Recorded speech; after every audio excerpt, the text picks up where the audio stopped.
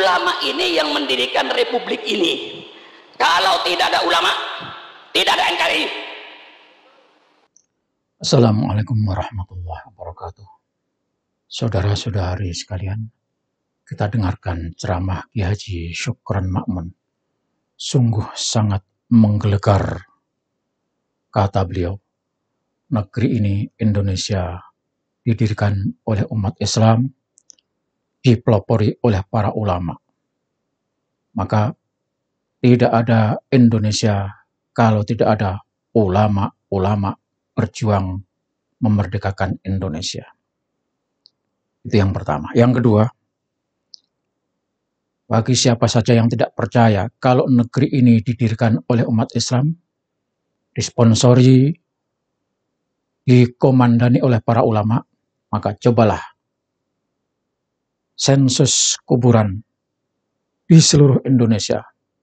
Maka pahlawan-pahlawan itu adalah umat Islam, ulama-ulama Indonesia. Karena itu, betapa banyaknya ulama-ulama yang berjuang untuk Indonesia, para habib memba'alawikan para pahlawan nasional. Tidak heran, begitulah kekuatan para pahlawan yang sudah dimakamkan.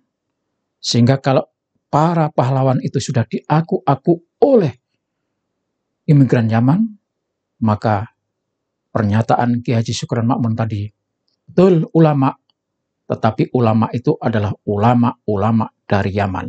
Maka ulama-ulama yang menjadi pahlawan diba'alawikan. Demi untuk memperkuat posisi Ba'alawi sebagai pejuang Indonesia, maka dibuatlah kuburan-kuburan palsu. Tidak ada namanya, tidak ada orangnya, tapi kuburan itu dibikin, namanya adalah nama Habib yang bermarga Ba'alawi. Kita tonton selengkapnya. Bismillahirrahmanirrahim. Alhamdulillahirabbil alamin. Wassalatu wassalamu ala asyrafil anbiya'i wal mursalin. Sayyidina wa habibina wa syafi'ina wa maulana Muhammad wa ala alihi wa ashabihi ajma'in. Subhanaka la ilma lana illa ma 'allamtana innaka antal alimul hakim. La haula wa la quwata illa billahil aliyil azim. Amma ba'du. Para habaib yang saya muliakan, yang tidak saya sebut satu persatu dengan tidak mengurangi takdim saya kepada beliau, para alim ulama yang saya muliakan, juga tidak mungkin saya menyebut satu persatu dari banyaknya, tapi insya Allah tidak mengurangi takdim saya kepada beliau. Hadirin dan hadirat sekalian yang berbahagia, wabil khusus kepada Sahibul Bait Al-Mukarram Kiai Haji Muhammad Rizdes bin Kiai Abdul Hamid yang saya muliakan, dan mudah-mudahan Allah panjang umurnya, bermanfaat kepada bangsa dan negaranya.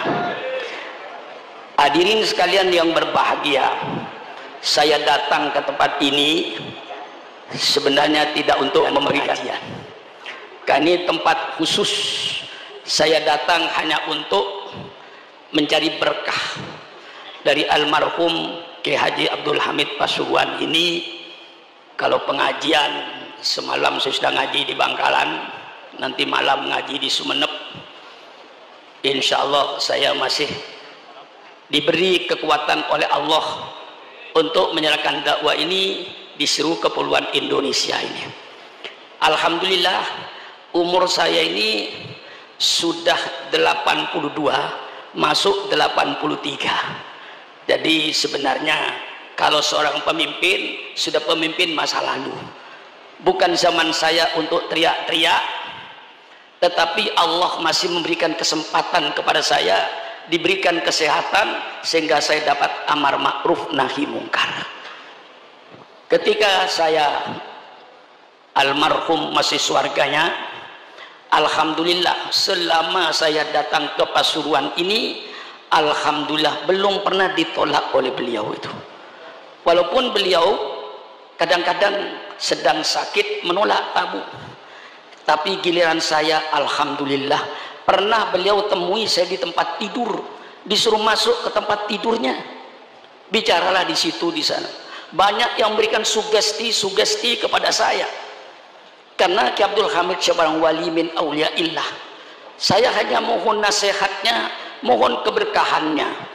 Pada waktu itu saya minta kepada beliau, Ki Hamid, tolong Kiai, saya mohon doa Pak Kiai. Apa doa yang terbaik Kiai Hamid untuk saya? Dan berikanlah kepada saya wirid Pak Kiai, wirid apa yang terbaik? Apa jawab beliau kepada saya? Wiridnya Ustadz sudah bagus. Kalau ada undangan jangan ditolak. Dan ini pesan beliau, jangan milih-milih undangan. Itu yang saya pegang. Sehingga di Jakarta saya disebut Kiai Kaku. Diundang menteri kadang-kadang saya nggak datang. Diundang gubernur saya tidak datang. Karena ada undangan di RT. Di musola kecil yang sudah bulanan mengundang saya. Nggak tega saya, hari-harinya saya menggagalkan itu. Saya punya pendirian dari Kiai Hamid, jangan mengecewakan orang. Jadi kalau udah undangan sudah ditulis, jangan sampai dibatalkan, jangan milih-milih undangan. Satu ketika saya diundang orang besar, tidak saya sebutkan, untuk meresmikan satu pabrik dengan 17 Agustus. Saya kasihkan sama ajudannya ini, tolong, ini agenda saya. Kalau kosong saya datang. Oh ada pakai isi, tapi di musola di Cirebon, apa tidak bisa dibatalkan? Saya jawab, seandainya Anda jadi pengurus musola ini sudah ngundang saya setengah tahun, sudah saya tentukan waktunya. Ketika waktunya ditentukan saya batalkan, ketahuan saya pidato di tempat lain. Bagaimana perasaan saudara? Ukur sama perasaannya. Ini ajaran yang diberikan Kiai Hamid kepada saya, sehingga saya kaku. Bukan kaku apa, diundang menteri pun saya tolak, undang gubernur tolak. Karena pesan Kiai Hamid, jangan milih-milih undangan. Ini senjata yang saya pakai. Kemudian saya minta lagi sama Kiai Hamid, Kiai, saya ini masih ilmu masih jauh Kiai, mohon doanya Kiai. Dan juga saya banyak membangun Kiai, perlu dana, perlu bantuan. Subhanallah, jawabannya menyejukkan sama saya. Sudahlah Ustadz Sukron, lek wis wayahe ilmuni tugi piyambak. Ini kayak wirid bagi saya ini. Kalau dana gimana Kiai? Dana pun bangun yang berani, nggak usah menggantungkan pada manusia, gantungkan saja kepada Allah. Lek wis wayahi tugi piyambak. Saya jadikan wirid, walaupun saya nggak pegang duit, bangun, letakkan batu pertama dengan baca Fatihah kepada almarhum Kiai Hamid. Pokoknya sampean dawuh lek wis wayahi tugi piyambak, lek wis wayahi tugi piyambak, lek wis wayahi tugi piyambak. Jadi wirid bagi saya ini. Sering saya pidato di mana-mana, lek wis wayahi tugi piyambak. Bukan bahasa Arab lagi. Wiridnya bahasa Jawa. Padahal saya bukan orang Jawa, tapi saya jadikan wirid. Bangun, alhamdulillah, berkah dorongan almarhum, saya berani membangun. Barangkali alhamdulillah pondok pesantren saya di tengah-tengah kota, di kota Jakarta, kalau tidak karena keberkahan ulama dan para habaib, tidak mungkin Syukuran Makmun akan menepi tanah 3,5 hektar di ibu kota. Siapa yang punya tanah 3,5 hektar di ibu kota? Tolong carikan. Tidak ada. Pondok pesantren Darul Ma'arif 3,5 hektar di Jakarta Selatan. Kalau tidak berkahnya para ulama, tidak berkahnya para habaib. Ini yang saya mantep. Jadi setiap saya membangun, gak saya pikirkan duit, urusan belakang. Beli batu 1 truk, beli pasir, beli semen, letakkan batu pertama. Pokoknya saya yakin, lek wis wayahi, insya Allah almarhum mendengar perkataan saya ini. Ini saya pegang, hanya pegang lek wis wayahi. Karena Kiai Hamid bilang, Ustadz dikirnya sudah bagus. Dikir apa? Kiai, lek wonten undangan jangan ditolak, jangan milih-milih undangan. lek boten wonten undangan sampean ngaos dari kalian santri-santrinya.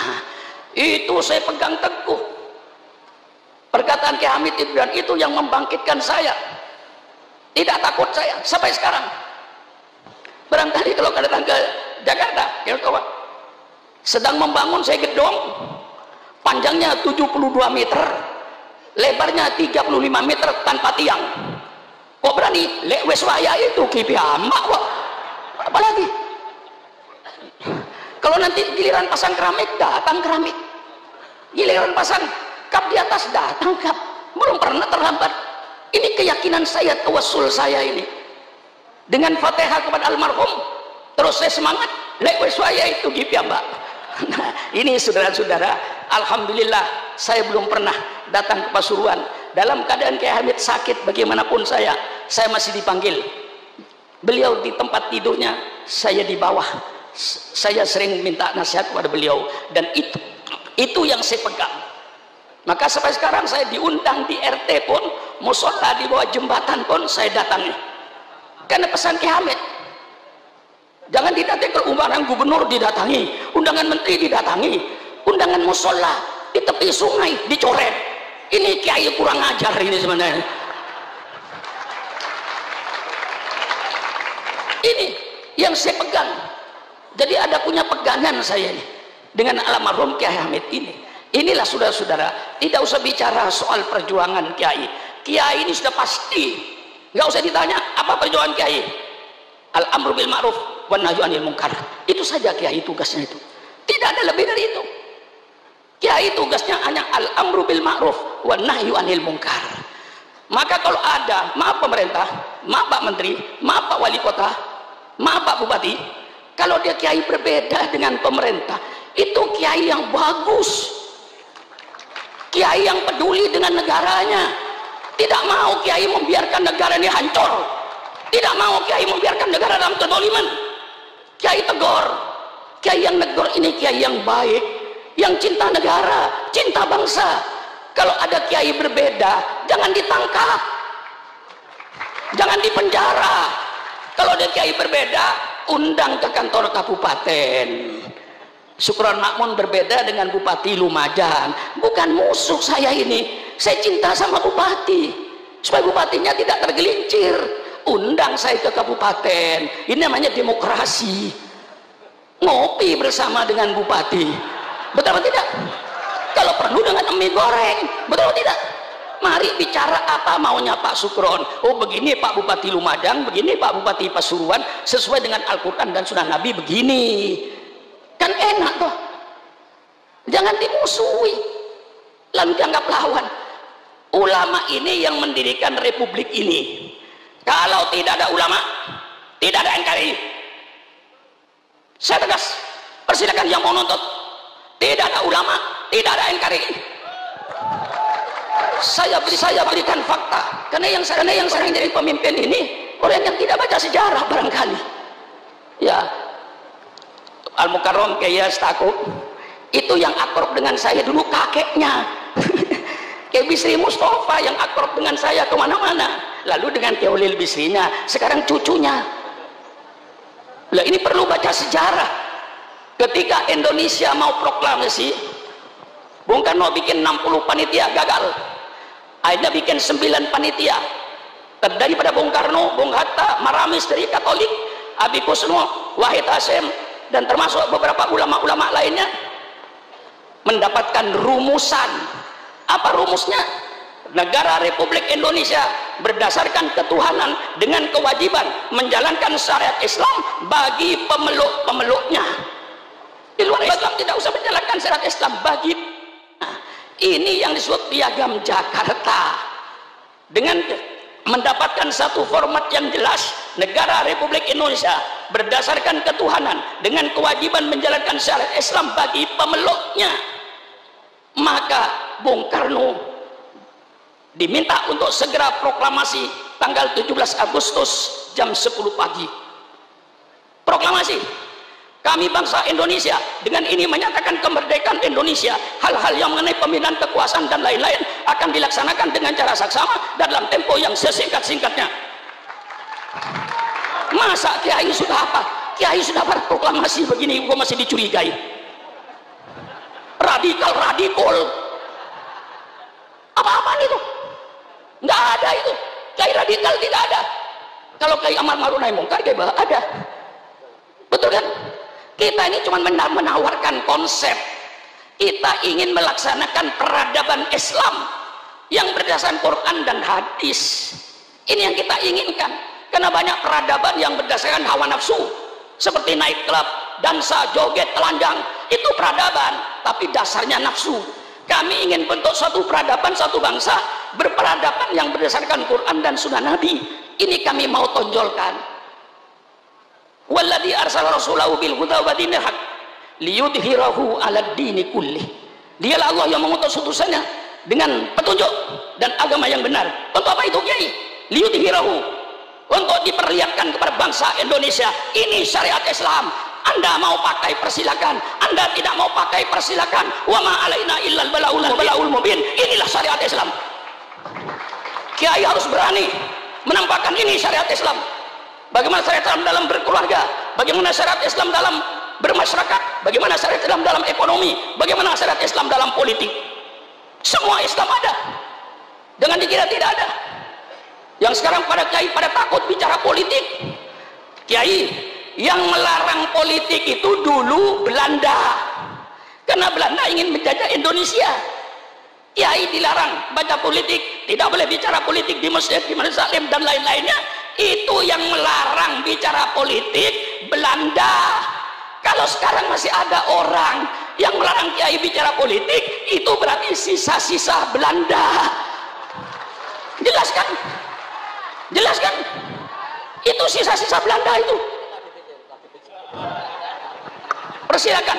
Kalau kiai sayang negara, kalau kiai cinta sama NKRI, saatnya kiai bicara politik. Politik Al-Quran, politik sunnah Rasulullah, bukan politik kebohongan, bukan pencitraan, tapi kejujuran politik yang diminta itu. Betul apa tidak? Persilakan kiai bicara politik. Politik Al-Quran, bicara politik, politik sunnah Rasulullah. Yang kayak tadi itu Pak Bupati dan Pak Menteri, itu semuanya dalam Islam ada. Jangan mempersulit urusan rakyat. Hadis, man waliya min amri ummati fasyaqqa alaihim fashquq alaih. Barang siapa yang memegang pimpinan urusan umatku, dia mempersulit urusan umatku, maka dia nanti akan dipersulit oleh Allah di padang mahsyar. Maka ketua RT, ketua RW, lurah, camat, bupati, wali kota, gubernur, presiden, menteri, jangan mempersulit urusan rakyat. Kalau bisa dipermudah, kalau bisa dipermudah, mengapa dipersulit? Jangan sebaliknya. Kalau bisa dipersulit, mengapa dipermudah? Iblis. Nah ini betul, betul kan Pak? Kalau bisa dipersulit, kalau bisa dipermudah, mengapa dipersulit? Man waliya min amri umatih fasaqwal fasquq alaih. Man yasta'illahu ru'yatan yamutu yauma yamutu wa wasul li ru'yatihi haramallahu alaihi jannah. Ini hadis politik. Ayo bicara dengan orang-orang politik. Saya undang ke rumah, ayo bicara politik dengan Syukuran Mamun. Ini hadis politik. Barang siapa yang Allah jadikan pemimpin, kemudian dia mati, ketika mati kayak bah sedang menipu rakyatnya, pemimpin semua itu haram masuk surga. Haram masuk surga. Doakan pemimpin-pemimpin yang belum memenuhi janjinya di kampanye, mudah-mudahan dipanjangkan umur. Betul apa tidak? Hei pemimpin-pemimpin yang kau belum melaksanakan janji-janjinya ketika kampanye, tolong ya Allah jangan dimatikan dulu. Kalau nanti dia sudah memenuhi janjinya, mau mati, matilah kau. Kurang apa saya ini? 83 tahun nggak pantas saya bicara begini ini. Bukan waktunya sudah. Giliran Kiai Baha ini. Dulu ayah beliau yang akrab dengan saya, namanya Kiai Nur Salim kan. Itu paling akrab dengan saya. Di pesantren hampir tiap tahun saya ke situ. Sekarang putranya, giliran sampian sekarang itu. Ini cucunya Mbah Hamid yang jadi wali. Lah iya, saya sudah nggak pantas sudah. Tapi karena saya katakan, hai bangsa Indonesia, jangan kau bangunkan macan tidur. Saya sudah tidur. Tapi kalau Islam kau ganggu, jangan coba-coba. Yang umurnya Syukuran Makmun 82 tahun, Islam diganggu, komputer berputar 28 tahun. Betul? Betul. Nah, kalau saudara ingin tahu pemerintah terus terang aja, Syukuran Makmun, ketua RT, ketua RW, lurah, camat, sampai bupati, sampai presiden, semua yang ada ini tidak ikut berjasa dalam NKRI itu. Yang berjasa dalam NKRI itu siapa? Yang di kuburan itu. Kita cuma pandai makan jasa. Bapak haji saya pandai makan jasa. Jangan hanya pandai makan jasa, tapi kau harus pandai pula berjasa. Orang yang hanya pandai makan jasa tapi tidak mau berjasa, itulah orang-orang yang hanya pandai berjoget di atas kuburan orang lain. Jangan kau berjoget di atas kuburan orang lain. Betul atau tidak? Mari kita berjasa. Sudah pemilihan umum, biayanya mahal, 100 triliun lebih, dipilih oleh rakyat, digaji oleh rakyat, gajinya 60 juta ke atas. Kok Yotego sudah gajinya gede, kok Yotego masih nyolong duit rakyat? Itu kemana perasaannya? Sudah tidak ikut berjasa. Yang berjasa pahlawan itu. Maka kalau pemerintah ingin tahu kontribusi umat Islam terhadap NKRI, saya katakan pemerintah, kalau pemerintah ingin tahu tentang bantuan umat Islam terhadap NKRI, tolong pemerintah adakan sensus kuburan. Loh, betul kan? Sensus kuburan. Tiap kabupaten ada Taman Pahlawan kan? Pasuruan ada, Probolinggo ada, Sidoarjo ada, Mojokerto ada Taman Pahlawan. Tolong pemerintah masuk Taman Pahlawan itu. Sensus, siapa nama, agama apa, siapa nama, agama apa, siapa nama, agama apa, siapa nama, agama apa. 99% darahnya umat Islam untuk NKRI. Jerit saya ini supaya paham semuanya itu. Sakit saya ini. Maka walaupun sakit-sakit nggak bisa jalan, masih saya paksa. Soalnya Kiai Idris ketemu saya di kuburan Kiai Hamid. Ketika saya takziah ke kuburan, tolong Kiai nanti maulid kalau bisa datang usahakan iya. Nah ya sudah, saya sudah mau berhenti juga.